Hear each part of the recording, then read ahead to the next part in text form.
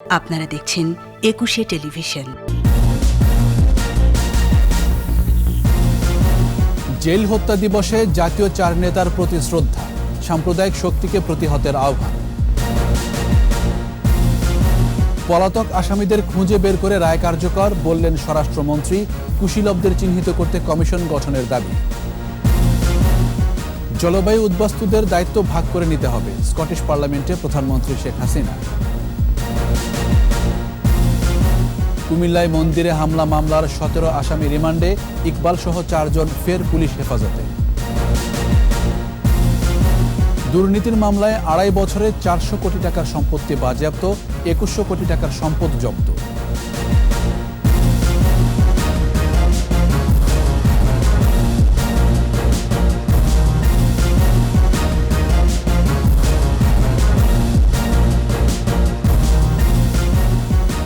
শুনছিলেন first security ইসলামী bank limited সংবাদ শিরোনাম।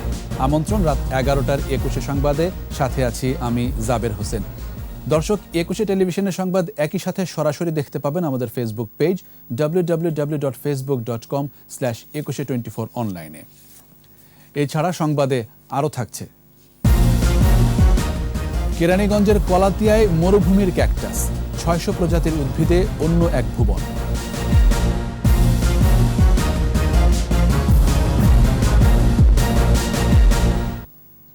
উগ্র সাম্প্রদায়িকতার মূলোৎপাটন করাই এখন বড় চ্যালেঞ্জ বলে মন্তব্য করেছেন আওয়ামী লীগ সাধারণ সম্পাদক ওবায়দুল কাদের। সাম্প্রদায়িকতা রুখতে সব গণতান্ত্রিক, দেশপ্রেমিক ও অসাম্প্রদায়িক শক্তিকে একত্রিত হবার আহ্বান জানিয়েছেন তিনি। আকবর হোসেন সুমনের রিপোর্ট। জেল হত্যা দিবসে বনানী কবরস্থানে জাতীয় 4 নেতার প্রতি শ্রদ্ধা জানায় আওয়ামী লীগ। বঙ্গবন্ধুর অন্যতম সহযোদ্ধা ছিলেন জাতীয় রাজনীতির অগ্রদূত তাজউদ্দিন আহমেদ, সৈয়দ নজরুল ইসলাম, এম মনসুর আলী আর কামরুজ্জামান। 1975 সালের 3রা নভেম্বর জেলের ভেতরে যাঁদের হত্যা করেছিল স্বাধীনতা বিরোধী সাম্প্রদায়িক চক্র। 4 নেতার স্মরণে কেন্দ্রীয় কার্যালয়ে সভা করে আওয়ামী লীগ। এই সরকার বিরুদ্ধে সংগ্রাম করতে ব্যর্থ হয়ে যারা সাম্প্রদায়িক উস্কানি দিয়ে ধর্মকে আবার রাজনৈতিকভাবে ব্যবহার করে দেশকে অস্থিতিশীল করার চক্রান্তে আছে। এই ধর্মান্ধরা, এই বিএনপি, এই যারা পাকিস্তানের লেজুর ভিত্তি করে বাংলার মাটি থেকে, তাদেরকে আমরা যেন উৎখাত করতে পারি। সাধারণ সম্পাদকের অভিযোগ, সাম্প্রদায়িক শক্তিকে পৃষ্ঠপোষকতা করছে বিএনপি। এই সাম্প্রদায়িক শক্তি বিশ্বস্ত নির্ভরযোগ্য ঠিকানা হচ্ছে বিএনপি। বিএনপির ছায়ার তলে আশ্রয় নিয়ে এরা আজকে আস্ফালন করছে, ধৃষ্টতা দেখাচ্ছে। জাতীয় নির্বাচনে সংলাপের সুযোগ নেই, কোনো দলের জন্য অপেক্ষাও করবে না নির্বাচন, স্পষ্ট করেই জানিয়ে দেন তিনি। বিএনপি এলো কি এলো না সেটার উপর নির্বাচন নির্ভর করে না। এখন বড় বড় গলায় কথা বলছে যে এই নির্বাচনে অংশ নেব না, সংলাপেও যাব না। আপনাদেরকে কে ডেকেছে সংলাপে? কেন্দ্রীয় নেতাদের আহ্বান, শক্ত হাতে প্রতিহত করা হবে সাম্প্রদায়িক অশুভ শক্তি। আমরা পাশাপাশি খালি চিন্তা করি। আকবর হোসেন সুমন, একুশে টেলিভিশন, ঢাকা। জাতীয় 4 নেতা হত্যা মামলার আসামিদের দেশে ফিরিয়ে এনে রায় কার্যকর করা হবে জানিয়েছেন স্বরাষ্ট্রমন্ত্রী আসাদুজ্জামান খান। সকালে ঢাকা কেন্দ্রীয় কারাগারে জাতীয় 4 নেতার প্রতিকৃতিতে শ্রদ্ধা নিবেদন শেষে একথা বলেন তিনি। এ সময় তাদের পরিবারের সদস্যরা বিচার বিভাগীয় কমিশন করে নেপথ্য কুশীলবদের খুঁজে বের করার দাবি জানান। বিস্তারিত আহমদ বাবুর রিপোর্টে। 1975 সালের 15 আগস্ট জাতির পিতা বঙ্গবন্ধু শেখ মুজিবুর রহমানকে হত্যার পর 3রা নভেম্বর পরিকল্পিতভাবে ঢাকা কেন্দ্রীয় কারাগারে হত্যা করা হয় তার সহচর সৈয়দ নজরুল ইসলাম, তাজউদ্দিন আহমেদ, এম মনসুর আলী ও এইচ কামরুজ্জামানকে। জেল হত্যা দিবসে ঢাকা কেন্দ্রীয় কারাগারে জাতির পিতা ও জাতীয় 4 নেতার প্রতিকৃতিতে জানানো হয় শ্রদ্ধা। শ্রদ্ধা নিবেদনের সময় কান্নায় ভেঙে পড়েন জাতীয় 4 নেতার পরিবারের সদস্যরা। এ সময় 4 নেতা হত্যার নেপথ্য কুশলীদের উন্মোচনে তদন্ত কমিশন গঠনের দাবি জানান স্বজনরা। ইউনিভার্সিটির বই পুস্তকে যদি আমরা তাদের জীবনীটাকে সুন্দরভাবে তুলে ধরতে পারতাম, তাহলে আমি মনে করি, আমরা বিশ্বাস করি যে নতুন প্রজন্ম ইন্সপায়ার্ড হতো। তৎকালীন জেল হত্যা তদন্ত কমিশনের এটা পূর্ণাঙ্গ রিপোর্ট আমরা জানতে চাই এবং তৎকালীন জেল কর্তৃপক্ষ এই ব্যাপারে তাদের ভূমিকা আমাদের জানার প্রশ্ন। এটার পেছনে যারা কুশীলব তাদেরকে জানার জন্য যেন একটা স্বাধীন বিচার বিভাগীয় কমিশন গঠন করা হয়। এ সময় স্বরাষ্ট্রমন্ত্রী বলেন, জেল হত্যার পলাতক আসামিদেরও খুঁজে বের করে রায় কার্যকর করা হবে। বাংলাদেশে দুইটি ঘৃণতম হত্যাকাণ্ড ঘটেছে, একটা 15ই আগস্ট আর একটা 23 নভেম্বর। বঙ্গবন্ধু হত্যাকাণ্ডের বিচার হয়েছে, আংশিক বিচার রায় কার্যকর হয়েছে। এই জেল হত্যার এই রায় কার্যকরের জন্য আমরা সর্বাত্মক প্রচেষ্টা নিচ্ছি। এছাড়া জিয়ার শাসনামলে 1977 সালে জেলখানায় অন্যায়ভাবে হত্যাকাণ্ডের শিকার সেনা ও বিমান বাহিনীর সদস্যদের পরিবারের প্রতি সমবেদনা জানান স্বরাষ্ট্রমন্ত্রী। সেনা বিদ্রোহের নামে 77 সনে হত্যার পরে তাদের ডেড বডিগুলোকে তাদের হাতে পৌঁছায় দেয়নি। আমরা মনে করি এইগুলো তারা যে আপিল করেছে মহামান্য আদালত তার একটা সুষ্ঠু দিক নির্দেশনা দেবে। এ ঘটনার বিচারের আওতায় আনতে প্রয়োজনীয় পদক্ষেপ নেওয়ার আশ্বাসও দেন তিনি। আহমদ বাবু, 21 টেলিভিশন, ঢাকা। জলবায়ু উদ্বাস্তুদের দায়িত্ব বিশ্বকে ভাগ করে নেয়ার আহ্বান জানিয়েছেন প্রধানমন্ত্রী শেখ হাসিনা। জলবায়ু ক্ষতি মোকাবেলায় উন্নয়নশীল দেশগুলোকে বছরে $100 বিলিয়ন প্রদানে উন্নত দেশগুলোর অঙ্গীকার পূরণেরও আহ্বান জানান প্রধানমন্ত্রী। গ্লাসগো থেকে সাইদুল ইসলামের পাঠানো তথ্য ছবিতে জসিম জুয়েলের রিপোর্ট। স্কটিশ পার্লামেন্টের এই অনুষ্ঠানে Bangladesh vision for global climate prosperity শিরোনামে মূল বক্তব্য উপস্থাপন করেন প্রধানমন্ত্রী শেখ হাসিনা। বলেন, জলবায়ু পরিবর্তনের প্রভাব থেকে কোনো দেশই মুক্ত নয়। Let me thank the Speaker of Scottish Parliament for this important event. ঘূর্ণিঝড়, ঋতু পরিবর্তন, নদী ভাঙন, জলবায়ু ঝুঁকিপূর্ণ দেশগুলোর মানুষের জীবন জীবিকার উপর নেতিবাচক প্রভাব ফেলেছে বলেও জানান তিনি। Extreme temperature, erratic rainfall, flood, drought, more intense tropical cyclones, sea level rise, seasonal variation, river erosion, ocean acidification are causing severe negative impacts on the lives and livelihoods of millions of people of Bangladesh and other climate vulnerable countries. প্রধানমন্ত্রী বলেন, প্রতি বছর বাংলাদেশের মোট উৎপাদনের 2% জলবায়ু পরিবর্তনের প্রভাবে নষ্ট হয়ে যায়, যা আগামী দশকে 9% হতে পারে বলেও আশঙ্কা তার। Every year 2% of our GDP is lost due to adverse impact of climate change, and it may go up to 90% in the coming decades. Bangladesh already has 6 million climatically displaced population with an additional burden of 1.1 million Myanmar Rohingyas. Additionally, the COVID-19 pandemic has created additional challenges to address.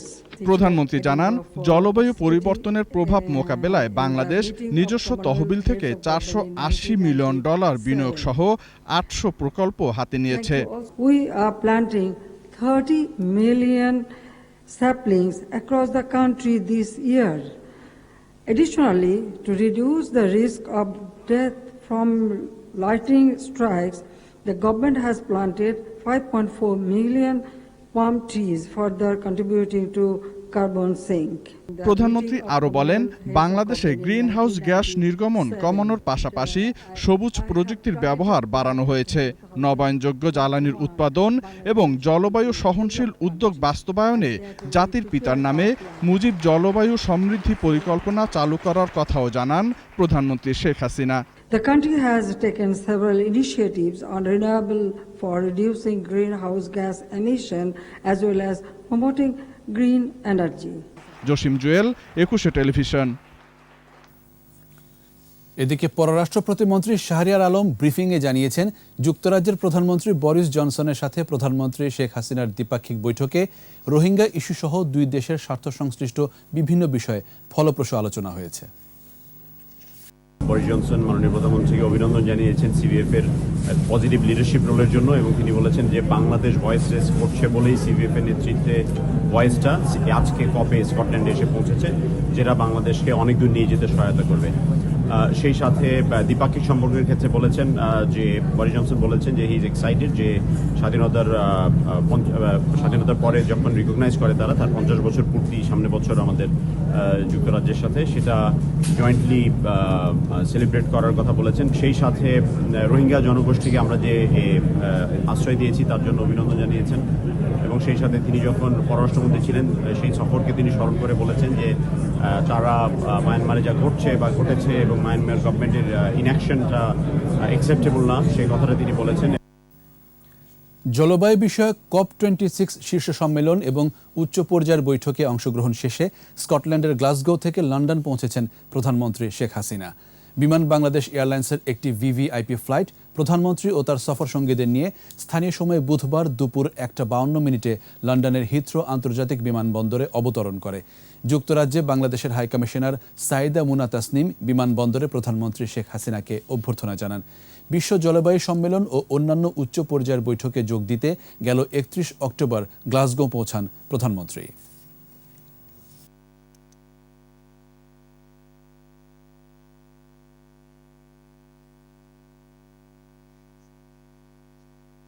মামলায় ইকবাল হোসেন সহ 4 জনের আরও 3 দিন করে remand মঞ্জুর করেছেন আদালত। এদিকে মন্দিরে হামলা মামলায় 17 আসামির 5 দিন করে রিমান্ড মঞ্জুর হয়েছে। কুমিল্লা প্রতিনিধি হুমায়ুন কবির রনির রিপোর্ট, জানাচ্ছেন সমর ইসলাম। দ্বিতীয় দফা রিমান্ড শেষে দুপুরে ইকবাল সহ 4 জনকে কুমিল্লার সিনিয়র জুডিশিয়াল ম্যাজিস্ট্রেটের আদালতে হাজির করা হয়। পুলিশ আরও 5 দিনের রিমান্ড চাইলে আদালত 3 দিনের রিমান্ড মঞ্জুর করেন। প্রাপ্ত যে গুরুত্বপূর্ণ এবং স্পর্শকাতর তথ্যাদি পাওয়া গেছে এগুলো যাচাই বাছাইয়ের জন্য আরও অনেক সময় প্রয়োজন। যাচাই বাছাই শেষ হলে ফার্দার রিমান্ডের প্রয়োজন হলে তখন আমরা আবার রিমান্ড গ্রহণ করব। অন্য আসামিরা হলেন রেজাউল ইসলাম ইকরাম, মসজিদের সহকারী খাদেম ফয়সাল ও হুমায়ুন কবির সানাউল্লাহ। প্রথম দফায় 7 দিন শেষে 29 অক্টোবর দ্বিতীয় দফায় তাদের 5 দিনের রিমান্ডে নেওয়া হয়। এদিকে মন্দিরে হামলা মামলায় আদালতে 18 আসামিকে হাজির করে 7 দিনের রিমান্ড আবেদন করে পুলিশ। পরে বিচারক 17 আসামির 5 দিন করে রিমান্ড মঞ্জুর করেন। একজনের বয়স 18 না হওয়ায় তাকে নারী ও শিশু আদালতে পাঠানো হয়। 18 জনকে রিমান্ডের জন্য উপস্থাপন করা হয়েছিল, একজন শিশু ছিল ও রিমান্ডের জন্য উপস্থাপিত হয় নাই। 17 রিমান্ড শুনানি অনুষ্ঠিত হয়েছে, তার ভিতরে 17 5 দিনের পুলিশ রিমান্ড মঞ্জুর হয়েছে। গত 13 অক্টোবর নগরের নানোয়ার দিঘির পাড় পূজা মণ্ডপে কোরআন রাখার ঘটনায় কুমিল্লায় কয়েকটি পূজা মণ্ডপে হামলার ঘটনা ঘটে। এর জেরে দেশের আরও কিছু স্থানে সাম্প্রদায়িক সহিংসতা হয়। সমর ইসলাম, 21 টেলিভিশন। 2.5 বছরে দুর্নীতি দমন কমিশন দুদকের মামলার রায়ে 450 কোটি টাকার সম্পত্তি বাজেয়াপ্ত করেছে আদালত।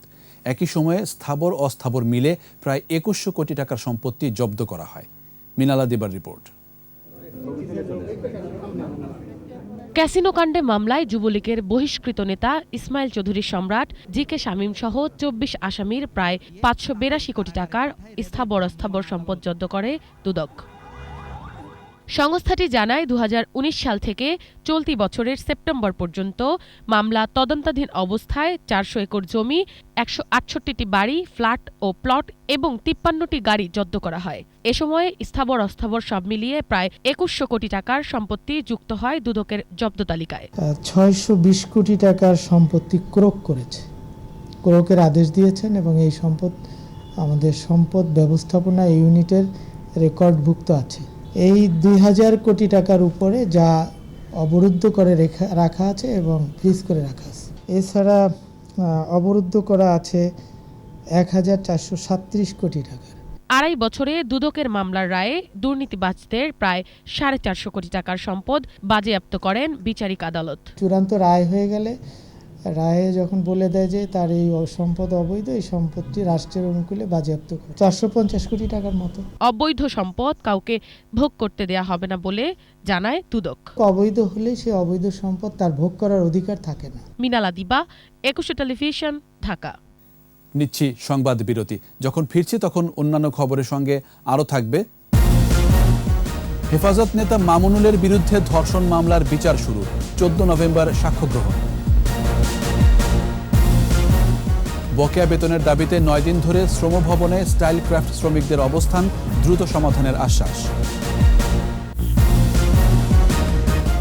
আবার আমন্ত্রণ রাত 11টার 21 সংবাদে। গণমাধ্যম কর্মী আইন প্রায় চূড়ান্ত, আগামী সংসদ অধিবেশনেই তা পাশের জন্য উত্থাপন করা হবে বলে জানিয়েছেন তথ্য ও সম্প্রচার মন্ত্রী ডক্টর হাসান মাহমুদ। সচিবালয়ে বাংলাদেশ ফেডারেল সাংবাদিক ইউনিয়ন বিএফইউজের নির্বাচিত কমিটিকে অভিনন্দন জানিয়ে মন্ত্রী বলেন, সম্প্রচার আইনও প্রায় চূড়ান্ত।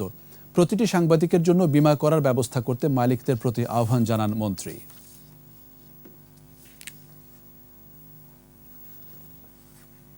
হেফাজতে ইসলামের সাবেক যুগ্ম মহাসচিব মামুনুল হকের বিরুদ্ধে ধর্ষণ মামলায় অভিযোগ গঠন করা হয়েছে আদালতে, আর এর মধ্য দিয়ে তার বিরুদ্ধে বিচার কাজ শুরু হলো। নারায়ণগঞ্জ জেলা ও দায়রা জজ আনিসুর রহমানের আদালত অভিযোগ গঠন করে 14 নভেম্বর সাক্ষ্য গ্রহণের দিন ধার্য করেছেন। অভিযোগ গঠনের সময় মামুনুল হক আদালতে উপস্থিত ছিলেন। কথিত দ্বিতীয় স্ত্রী জান্নাত আরা ঝর্ণা সোনারগাঁও থানায় মামুনুল হকের বিরুদ্ধে ধর্ষণের অভিযোগ এনে মামলাটি করেন। জান্নাত আরা এজাহারে অভিযোগ করেন, বিয়ের প্রলোভন দেখিয়ে এবং অসহায়ত্বের সুযোগ নিয়ে মামুনুল তার সঙ্গে শারীরিক সম্পর্কও করেন, কিন্তু বিয়ের কথা বললে সময়ক্ষেপণ করতে থাকেন।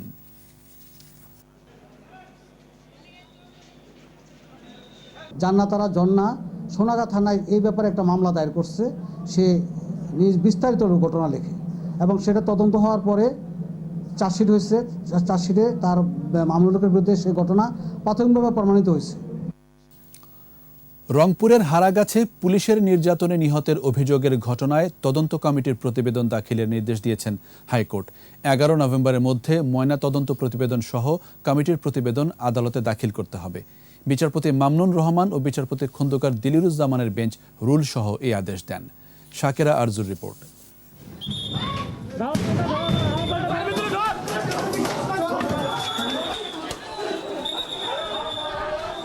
পহেলা নভেম্বর রংপুরে হারাগাছে অভিযান চালায় পুলিশ। এ সময় মাদকসেবী সন্দেহে তাজুলকে আটক করে। পরে ঘটনাস্থলেই তার মৃত্যু হয়। এতে বিক্ষুব্ধ হয়ে ওঠে এলাকাবাসী। এ ঘটনায় হাইকোর্ট রুলসহ আদেশ দেন। এতে তদন্ত প্রতিবেদন এবং ময়নাতদন্ত প্রতিবেদন 11 নভেম্বরের মধ্যে দিতে নির্দেশ দেন। পোস্টমর্টেম রিপোর্টের কপি, তাদের 4 সদস্য বিশিষ্ট যে কমিটি গঠন করা হয়েছে সেই কমিটির রিপোর্ট এবং একটি অপমৃত্যুর মামলা হয়েছে সেই অপমৃত্যুর মামলার তথ্যসহ সমস্ত তথ্য বিজ্ঞ আদালত মহামান্য আদালতকে আগামী 11 নভেম্বরের মধ্যে সরবরাহ করতে বলা হয়েছে। একই সঙ্গে এই বিষয়ে আদেশের জন্য 15 নভেম্বর দিন ধার্য রেখেছেন। বিষয়টি মূলত পোস্টমর্টম রিপোর্টের প্রেক্ষিতে জানা যাবে যে তার মৃত্যুর প্রকৃত কারণ কি, তার মাথায় আঘাতের চিহ্ন ছিল কিনা। সুরতাহাল যে রিপোর্টটি প্রিপেয়ার হয়েছে সেখানে কিন্তু এ ধরনের কোনো আঘাতের চিহ্ন ছিল না। প্রকাশিত প্রতিবেদন নজরে আনার পর মঙ্গলবার এ বিষয়ে হাইকোর্ট রাষ্ট্রপক্ষের আইন কর্মকর্তাকে সংশ্লিষ্ট পুলিশ কর্মকর্তার কাছ থেকে খোঁজ খবর নিয়ে হাইকোর্টকে জানানোর নির্দেশ দিয়েছিলেন। শাকেরা আরজু, 21 টেলিভিশন, ঢাকা। বকেয়া বেতন ভাতা পরিশোধের দাবিতে গাজীপুরে স্টাইল ক্রাফট পোশাক কারখানার 4000-এরও বেশি শ্রমিক টানা 9ম দিনের মতো শ্রম ভবন অবরোধ করে রেখেছেন। শ্রমিকদের এই অসন্তোষ এবং অচলাবস্থার অবসানে দ্রুত ব্যবস্থা নেওয়ার আশ্বাস দিয়েছে শ্রম মন্ত্রণালয়। মাহমুদ হাসানের রিপোর্ট। শ্রম ভবনের সামনে এই অবস্থান গাজীপুরের স্টাইল ক্রাফট গার্মেন্টসের শ্রমিকদের। 9 মাসের বকেয়া বেতনের দাবিতে তাদের এই কর্মসূচি। এতটা সময় ধরে অবস্থান করলেও কোনো আশ্বাস না পাওয়ায় ক্ষোভ জানান তারা। আমাদের যারা স্টাফ লেভেলের কর্মচারী লেভেল আছে ওনারা 9 মাস ধরে বেতন পাইতেছে না। আর চাই না এই মালিকের এত মিথ্যা কথা আমরা শুনতে। আজকে 9 দিন যাবত এই জায়গা শুধু একবেলা খায়া এই জায়গায় আমরা মাটিতে শুয়ে আছি। আমাদের পাওনা না দেওয়া পর্যন্ত আমরা এখানে অবস্থান থাকবো। আমাদের দাবি হলো এই কারখানাটা খুলে দেবে আর আমাদের যত বকেয়া বেতন আছে ঈদ বোনাস সহকারে সমস্ত কিছু পরিশোধ করবে। শ্রমিকদের পাওনা মালিককেই মেটাতে হবে এবং দ্রুতই তা করা হবে বলে মন্ত্রণালয় থেকে জানানো হয়। ওরা কমিটমেন্ট ফেল করেছে, সেই জন্য এই অবস্থার সৃষ্টি হয়েছে। শ্রমিকদের বেতন দিতে হবে, মালিক পক্ষ ডোন্ট হ্যাভ এনি অল্টারনেট। সেই জন্য আমরা কালকেও বসেছি, আমরা বলছি 1 মাসের বেতন দিবেন, তারপরে বাকি বেতনগুলো স্টেপ বাই স্টেপ একটা প্ল্যান অনুযায়ী করবেন। অনেকগুলো ওয়ে বাতলিয়ে দিয়েছি, তো আশা করছি আমরা at the knock at the door আজকে এটা সমাধান হয়ে যেতে পারে। এরই মধ্যে স্টাইল ক্রাফটের মালিক পক্ষকে ডেকে এনে কথা বলা হয়েছে বলেও জানিয়েছে শ্রম মন্ত্রণালয়। মাহমুদ হাসান, 21 টেলিভিশন, ঢাকা। করোনায় দেশে পরীক্ষা বিপরীতে দৈনিক সংক্রমণ হার আগের দিনের চেয়ে বেড়ে হয়েছে 1.31%। স্বাস্থ্য অধিদপ্তরের তথ্য বলছে 24 ঘন্টায় করোনায় 7 জনের মৃত্যু হয়েছে। মৃতের সংখ্যা বেড়ে 27,880। 833টি ল্যাবে 19,523 নমুনা পরীক্ষায় শনাক্ত 256। এ পর্যন্ত মোট শনাক্ত 15,70,238। নতুন 237 জন সহ সুস্থ হয়েছে 15,34,073। মৃত্যুহার 1.78%।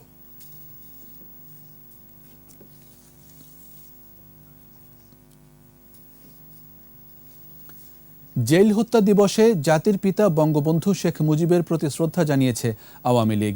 ধানমন্ডি 32 নম্বরে জাতির জনকের প্রতিকৃতিতে শ্রদ্ধা নিবেদন করেন দলের নেতারা। পরে তারা বলেন, জাতীয় 4 নেতাকে হত্যার মাধ্যমে জাতি অভিভাবক শূন্য হয়েছিল। উত্থান ঘটেছিল সাম্প্রদায়িক ও প্রতিক্রিয়াশীল গোষ্ঠীর, আর সেই অপশক্তি দেশকে শুধু পিছিয়ে নেয়নি, ধ্বংস করেছিল স্বাধীনতার চেতনাকেও।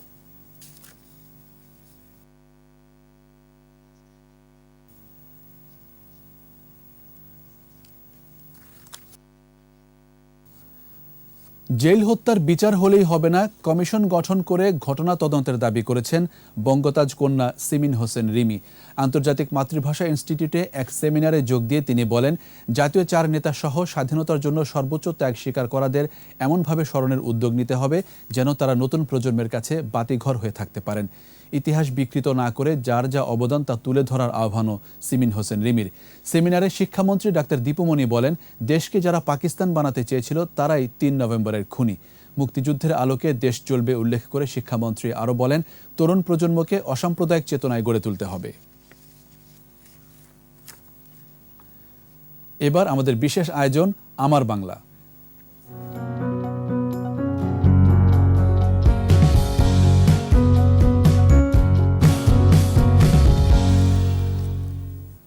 অসীম আকাশ ও নির্মল বাতাস অনুভবে পদ্মা তীরে ভিড় যেন চিরচেনা। তাই সৌন্দর্য বাড়াতে রাজশাহী নগরের পদ্মার পাড়ে নানা স্থাপনা গড়ে তোলা হয়েছে। নেওয়া হয়েছে আরও প্রকল্প। হাসান আল মবিনের ক্যামেরায় রাজশাহী বিভাগীয় প্রতিনিধি বদরুল হাসান লিটনের রিপোর্ট, জানাচ্ছেন রত্না জামান।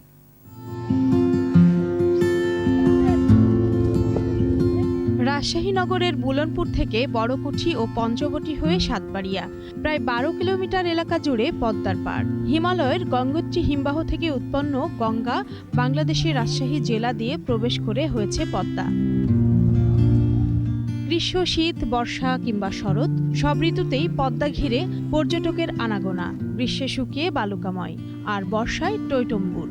সবসময় মানুষকে কাছে টানে পদ্মা। পদ্মার পাড়ের যে একটা উন্মুক্ত হাওয়া, মানে মানুষ প্রাণ খুলে নিঃশ্বাস নেওয়ার একটা যে জায়গা, এইটা আর হচ্ছে এখানে সবাই ফ্যামিলি নিয়ে বাচ্চা নিয়ে আসতে পারে। টিউবাতে ঘুরতে আসছি আজকে, অনেক ভালো লাগছে, আর আশেপাশের পরিবেশটাও অনেক সুন্দর। পদ্মা পাড়ে লালন শাহ পার্ক, গ্যালারিতে বসে অনায়াসে দেখা যায় নদীর অপরূপ রূপ। রয়েছে কয়েকশো খাবারের দোকান, ভ্রমণের জন্য নৌকা।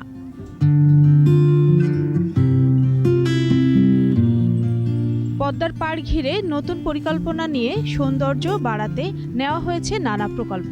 পদ্মা পাড়কে গড়ে আমাদের সভ্যতা, আমাদের বিনোদন এই অঞ্চলের মানুষের পাড়ের ধার দিয়ে আরও কিছু মানে সিঁড়ি করে দিয়ে কি আরও শোভাবর্ধন কার্যক্রম কীভাবে করলে, এখন আমরা এটা প্ল্যানিং পর্যায়ে আছে, আমাদের মাস্টার প্ল্যান আছে। নান্দনিকতা, পরিষ্কার পরিচ্ছন্নতার এক শৈল্পিক রূপ রাজশাহীর পদ্মা পাড়ের। রত্না জামান, 21 টেলিভিশন। আবারও সংবাদ বিরতি। যখন ফিরছি তখন অন্যান্য খবরের সঙ্গে আরও থাকবে, মধ্যপ্রাচ্য ও ইউরোপের দেশগুলোতে বাড়ছে দক্ষ জনশক্তির চাহিদা, কারিগরি সক্ষমতা উন্নয়নের পরামর্শ। জলবায়ু সম্মেলনে ঐতিহাসিক অগ্রগতি দেখছেন বাইডেন, চীন ও রাশিয়ার সমালোচনা।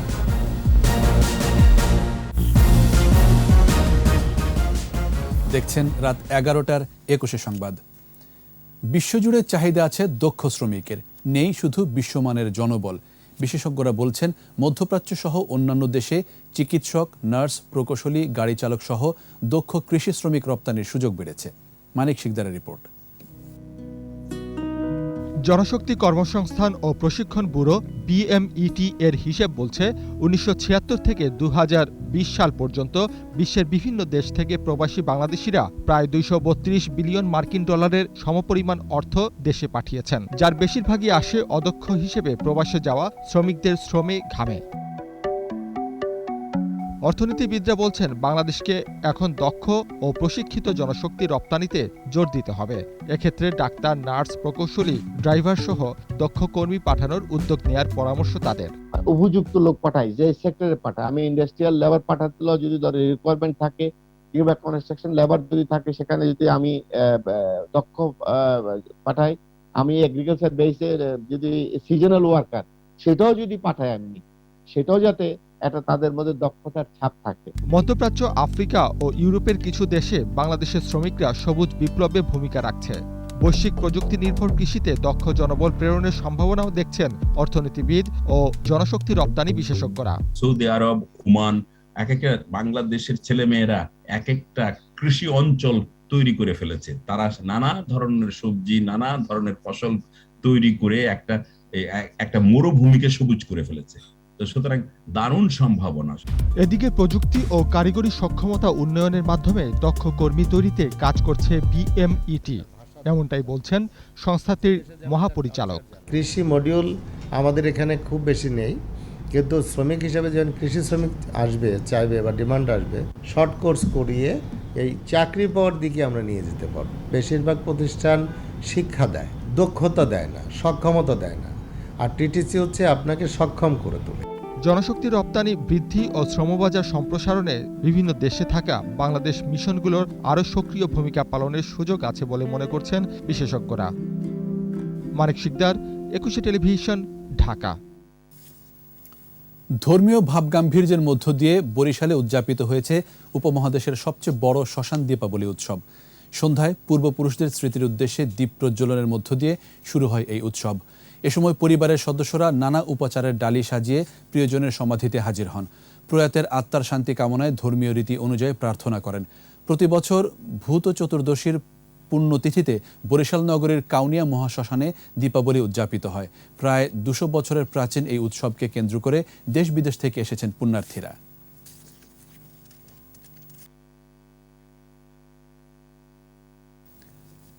এবার সোশ্যাল ইসলামী ব্যাংক লিমিটেড ব্যবসা বাণিজ্যের খবর।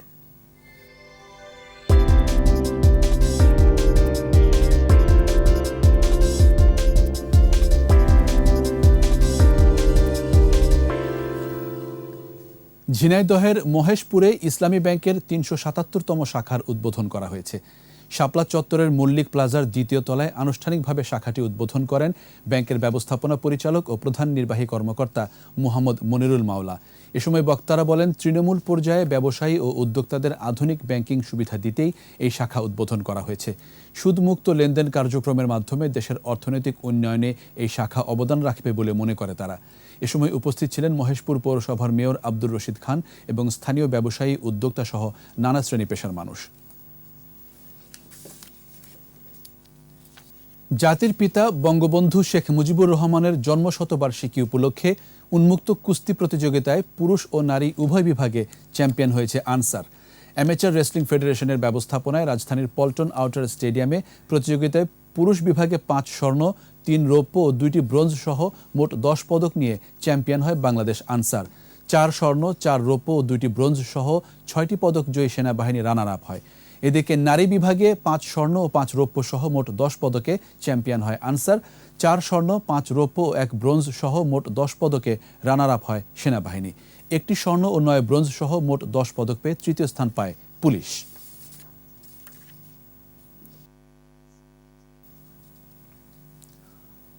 বাংলাদেশ পুলিশ কাবাডি চ্যাম্পিয়নশিপ 2021-এর চ্যাম্পিয়ন হয়েছে Dhaka metropolitan police DMP kabaddi দল।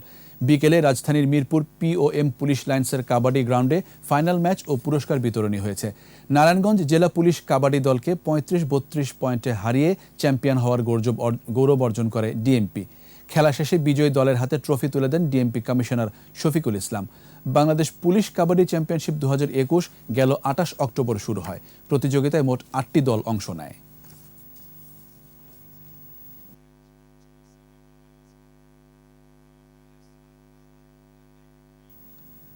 শেষ করব ক্যাকটাস বাগানের খবর দিয়ে। শুরুটা ভালোবাসা দিয়ে, পরিণতি বিশাল বাগানে, দুয়ে মিলে এ যেন ভালোবাসার অনবদ্য বাগান। বলছিলাম নান্দনিক এক ক্যাকটাস জগতের কথা। রাজধানীর অদূরে কেরানীগঞ্জের কলাতিয়া ঘুরে এসে বাকিটা জানাচ্ছেন মিনালা দিবা।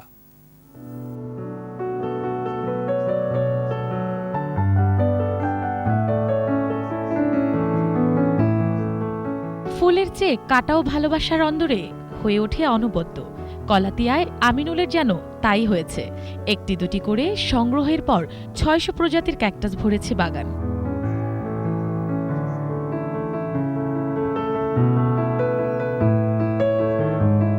পেশায় তড়িৎ প্রকৌশলী, কিশোরকালে বিভোর ছিলেন ফুল বাগানের স্বপ্নে।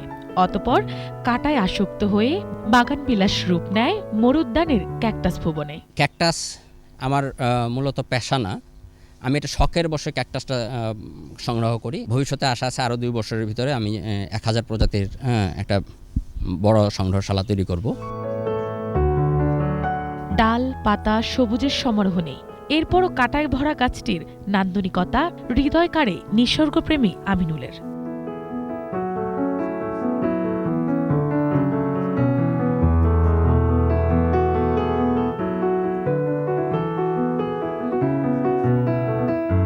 বাসলতা, শাপলা, পদ্মসহ শতেক ফুলের সমারোহ ক্যাকটাস বাগানে। আছে হরেক প্রজাতির অর্কিড আর 36 জাতের জবা ফুল। প্রজাপতির দল তাতে দোলও খেলে সারাক্ষণ।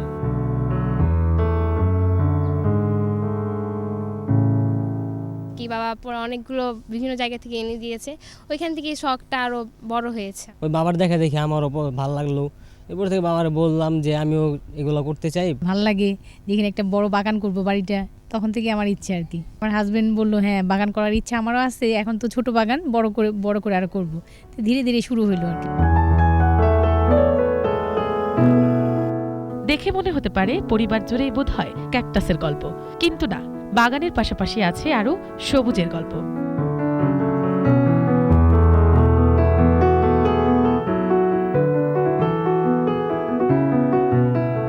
বড় ছেলে ও করছে, এর জন্য আমার তো মনের থেকে একটা দারুণ আগ্রহ। ছেলে বাগান করেছি, বহুত ভালো লাগে। হ্যাঁ, আসে সবাই, আসে লোকজন আসে দেখে।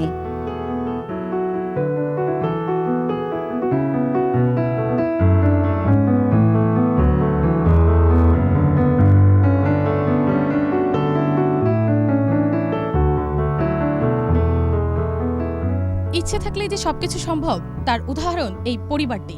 নগর জীবনে ব্যস্ততা থাকবেই, তারপরও অবসরে একটু সময় করে যে কেউ গড়ে তুলতে পারে এরকম অসাধারণ সংগ্রহশালা।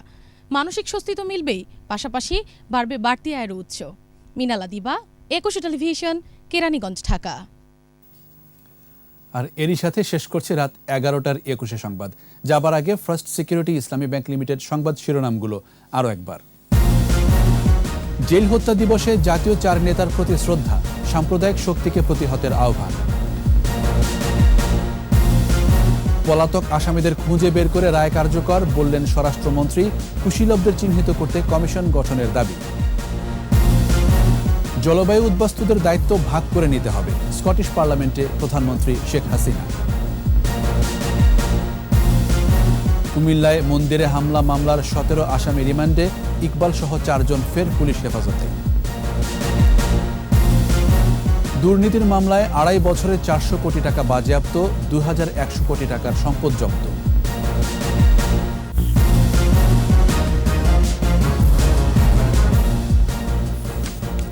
একুশে টেলিভিশনের সর্বশেষ খবর জানতে ডায়াল করুন 2021 নম্বরে, আর ভিজিট করুন 21-tv.com এই ওয়েবসাইট। এছাড়া ফেসবুকে লগ ইন করতে পারেন facebook.com/2124 অনলাইনে। আমাদের পরের সংবাদ রাত 1টায় দেখার আমন্ত্রণ রইল। স্বাস্থ্যবিধি মেনে চলুন, সুস্থ থাকুন।